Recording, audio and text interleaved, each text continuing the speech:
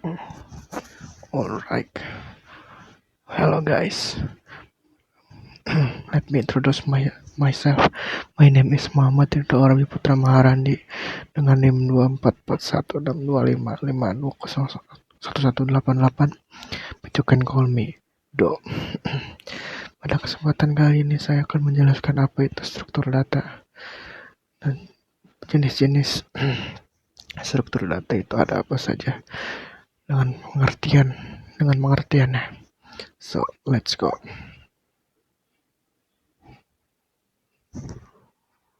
So, apa sih struktur data itu?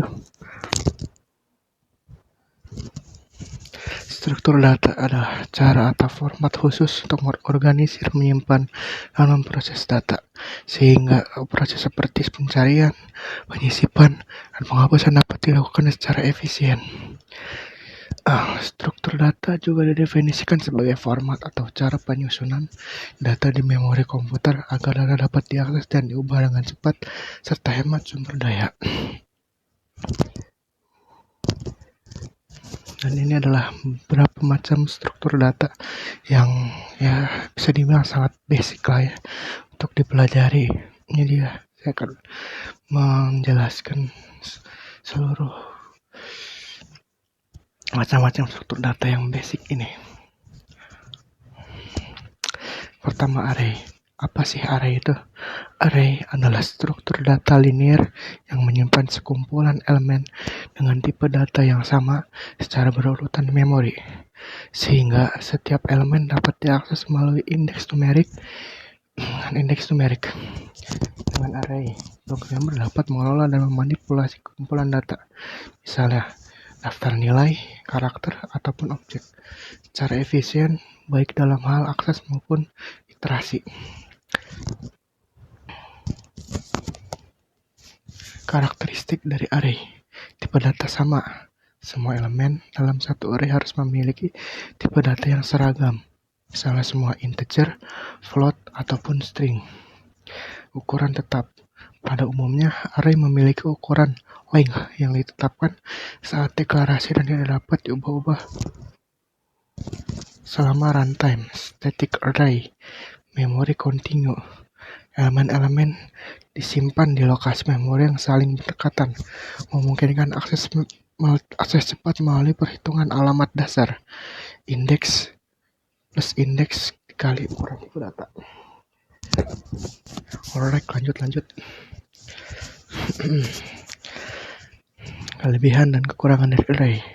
Kelebihannya akses elemen 0 dan 1 melalui indeks, implementasi dan iterasi yang sederhana, penggunaan memori kontinu, cache friendly. Tapi array juga memiliki kekurangan, yaitu ukuran statis pada array biasa, penyisipan atau hapus di tengah mahal, penghapusan data misalnya, membutuhkan manajemen memori manual di beberapa bahasa pemrograman gitulah ya. Oke. Ini contoh analogi di kehidupan sehari-hari ya. Bayangkan kalian ya bertemu di tempat belanja gitulah. Nah, dengan slot yang pakai nomor, setiap slot tuh menampung satu bahan-bahan yang berbeda. Tapi kalian bisa langsung mengambil bahan-bahan di slot yang Anda inginkan lah ya, nggak perlu dicari-cari atau ya nggak perlu ribet dicari satu-satu atau gimana. Nah, di pemrograman inilah yang disebut dengan array. Alright guys, paham ya. Oke, ini contoh Python. Saya baru belajar Python, jadi ya pakai contoh kode Python dulu ya. Gak usah ribet-ribet kayak C++ atau Java. Oke. Berhubung saya record di HP juga kan. Mungkin nanti kalau bisa pakai Google Colab saya praktekin di Google Colab lah ya. Oke, di software di sini ada contoh daftar belanja, variabel shopping list. indeks 0 itu diisi oleh susu, indeks 1 diisi oleh roti, dan indeks 2 diisi oleh telur, dan indeks 3 diisi oleh buah. Untuk mengakses print shopping list indeks kedua, outputnya adalah telur. Dan bisa diperbarui juga.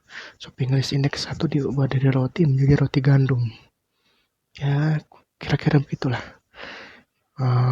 I've decided to simulate the code that's or that sound in PPT in Google Colabs, because on phone this phone doesn't have Visual Studio Code, so I using Google Colab instead. Alright, jadi sesuai apa yang sama kayak di penjelasan tadi ya di PPT. Nah ini tuh ya ini sama kurang lebih, cuma diubah aja beberapa item di atas dari akses langsung. Jadi kita coba print ya, yang akan muncul itu adalah output apa. Nah telur, apa telur? Karena telur ada di indeks 2, jadi telur ya ini yang akan ke output itu adalah telur. Tapi gimana kalau kita hapus duanya ini?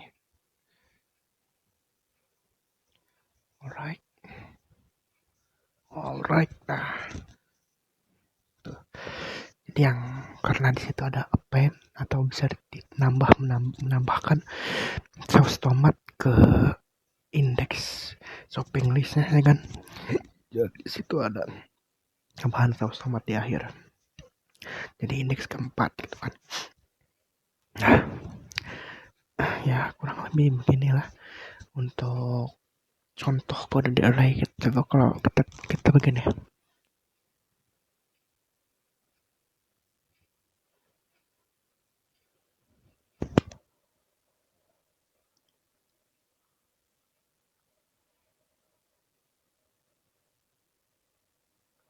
Oke.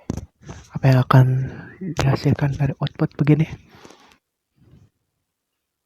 Ya, error karena tidak ada indeks nomor 5 di dalam codingan ini ya. Jadi maksimal itu hanya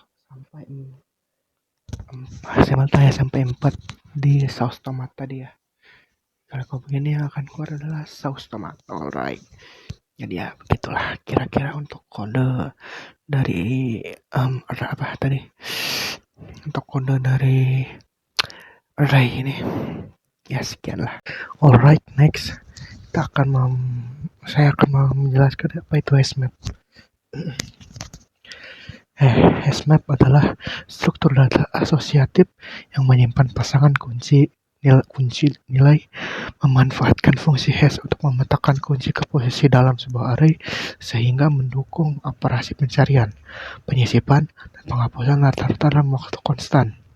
Struktur ini menggunakan teknik resolusi tabrakan seperti chaining atau open addressing agar dapat menangani kunci yang menghasilkan indeks sama. Nah, ini adalah kelebihan dan kekurangan dari hashmap. Kelebihannya adalah akses penyisipan dan penghapusan rata-rata 0 1. Sangat efisien untuk lookup berdasarkan kunci. Dan kekurangan dari hashmap adalah kompleksitas terburuk jika banyak tabrakan, banyak kolaps memori overhead atau paket kosong, dan struktur chaining tidak menjamin urutan penyimpanan. Dia aksesnya itu random lah ya. Nah, di analogi di kehidupannya itu ya bisa dibayangkan nomor kontak di HP kalian ya kan. Kontak di HP ya bisa dinamain gimana aja. Jadi nama di kontak itu adalah kunci, dan nomor telepon dan nomor HP-nya itu adalah nilai. Itulah prinsip khas dari hashmap.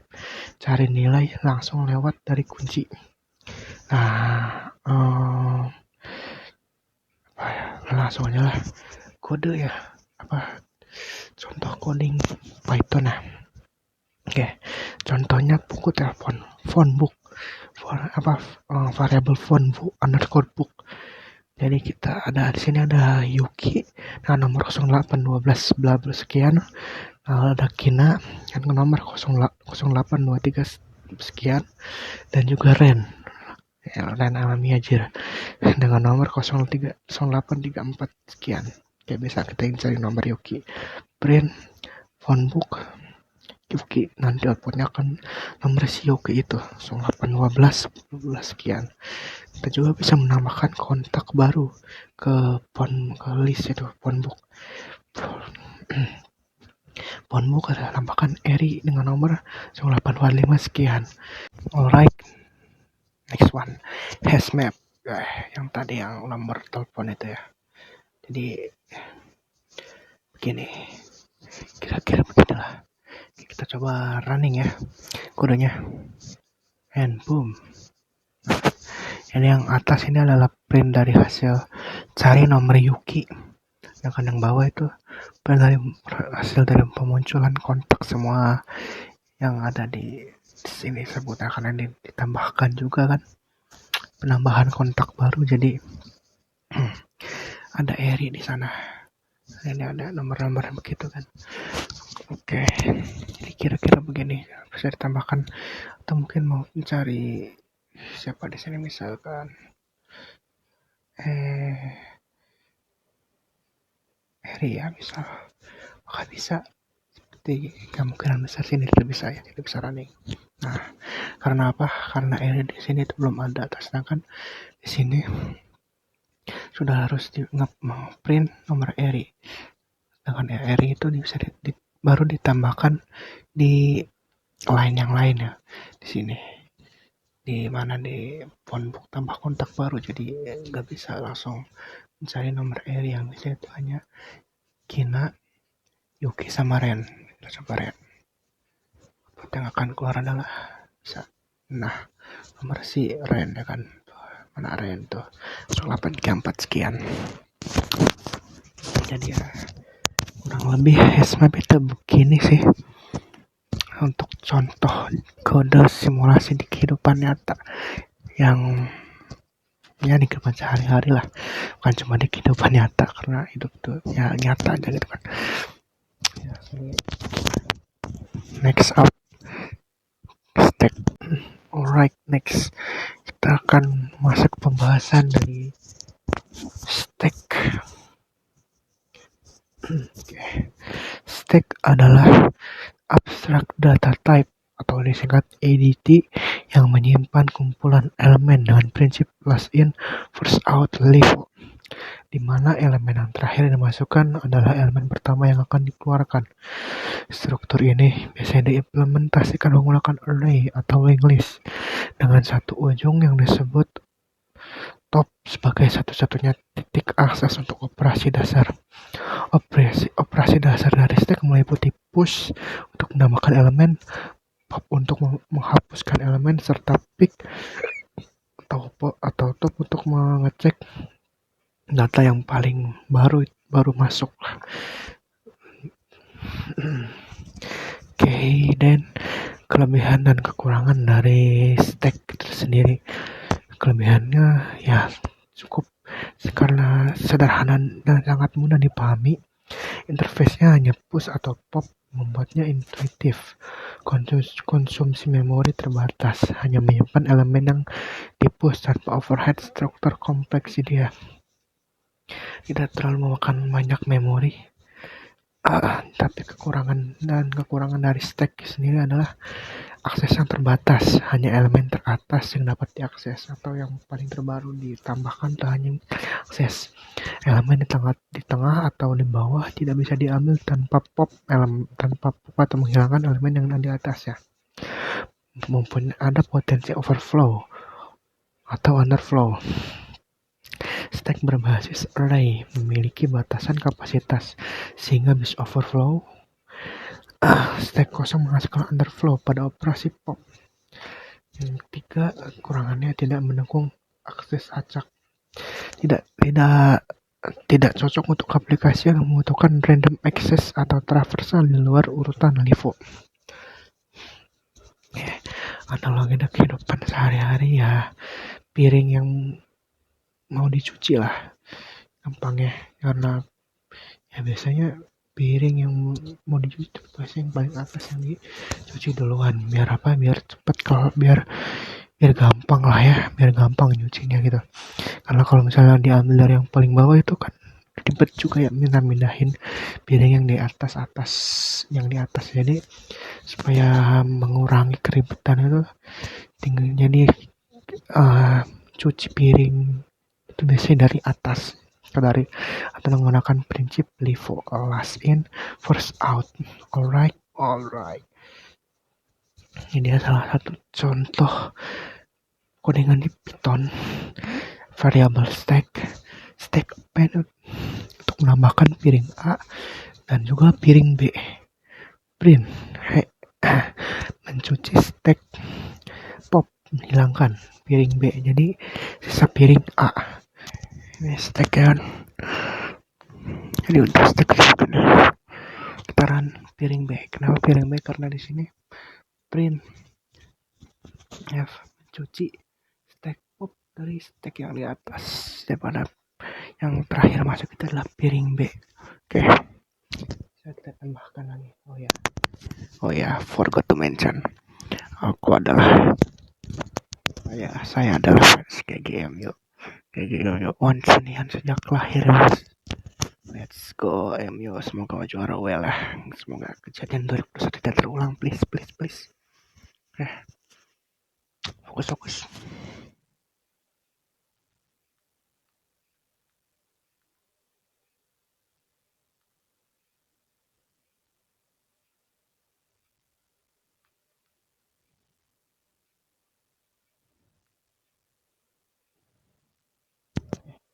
Jika begini, piring yang dicuci adalah piring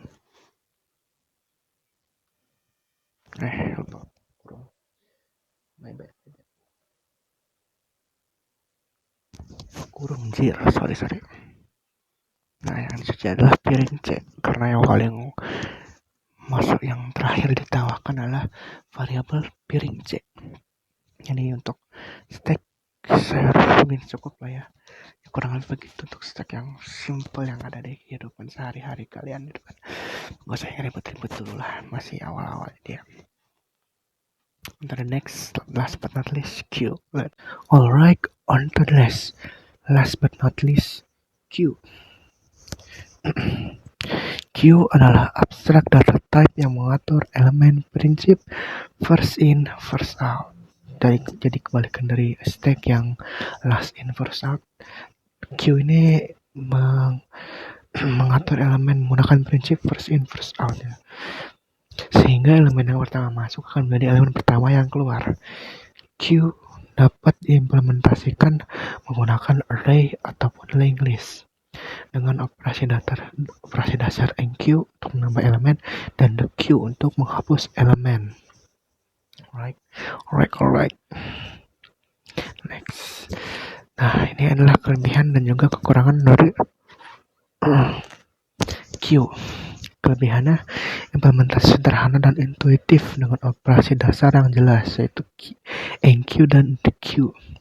Efisiensi waktu rata-rata untuk enqueue dan dequeue pada kebanyakan implementasi banyak digunakan di beberapa domain seperti sistem operasi dan algoritma graph. Dan kelebihan dari Q itu sendiri adalah akses terbatas hanya pada ujung depan dan belakang dan mendukung random access.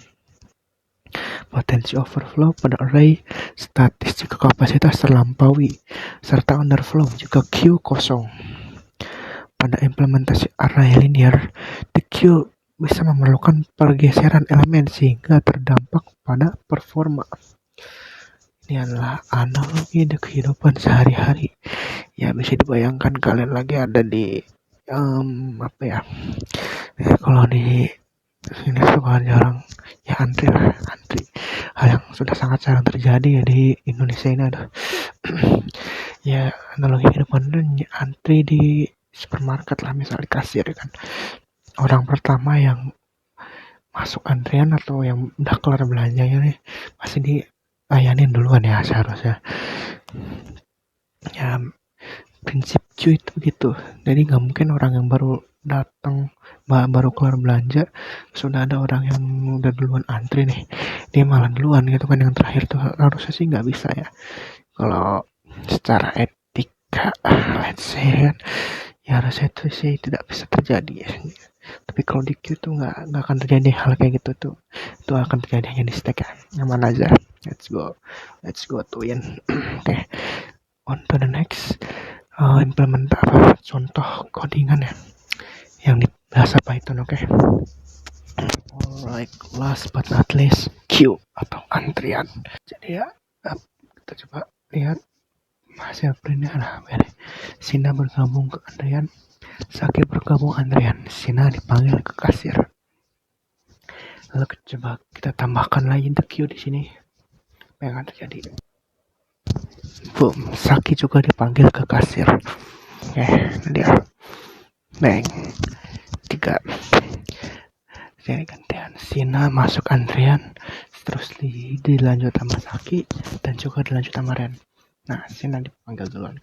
Dia Sina dilayani duluan oleh kasir, selanjutnya Saki, dan terakhir itu Ren dilayani oleh kasir. Jadi kira-kira Q itu itulah untuk alatnya. Sekian, ini semua istri saya ya kan. Ini masih 2 sih, masih ada 2 lagi istri saya yang nggak bisa dimasukin di frame di sini. Terima kasih pada istriku sedang menemani ya kan.